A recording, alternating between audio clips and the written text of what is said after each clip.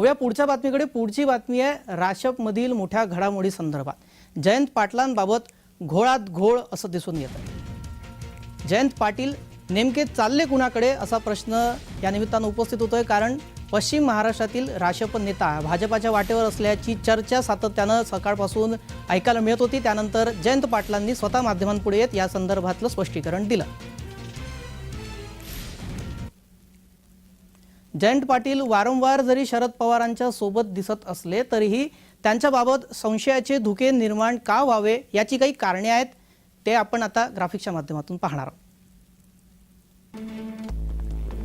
मुख्यमंत्री होण्याची जयंत पाटील यांची इच्छा आहे। जयंत पाटील स्वतःला कायमच सर्वश्रेष्ठ समजत आलेले आहेत। जयंत पाटील यांना फक्त शरद पवारांचे नेतृत्व मान्य आहे।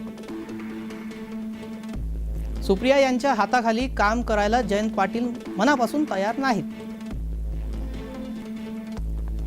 सुप्रियापेक्षा अजित पवार हा पर्यायही जयंत पाटलांना क्वचितच पटू शकतो। जयंत पाटलांनी कायमच अजित पवारांना स्पर्धक मानले।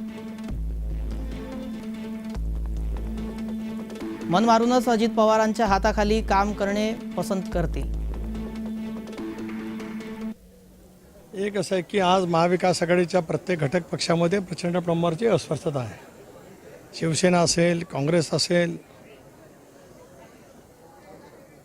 शरदचंद्र पवार राष्ट्रवादी काँग्रेस पक्ष असेल, या सर्वच पक्षाच्या मोठमोठ्या नेत्यांच्यामध्ये, वरिष्ठ नेत्यांच्यामध्ये प्रचंड प्रमाणाची राजकीय अस्वस्थता आहे। त्यामुळे प्रत्येकजण आपापल्या परीने योग्य पर्याय काय ते कदाचित शोधण्याचा राजकीयदृष्ट्या प्रयत्न करत असेल।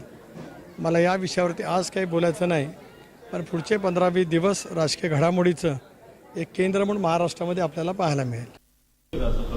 मला कुणी संपर्क केलेला नाही। माझ्या सर्व आमदार जे आमचे आहेत त्यांचा सकाळपासून माझा संपर्क झाला। सगळे जागेवर आहेत, कुणी कुठे जाण्याचा प्रश्न उद्भवत नाही।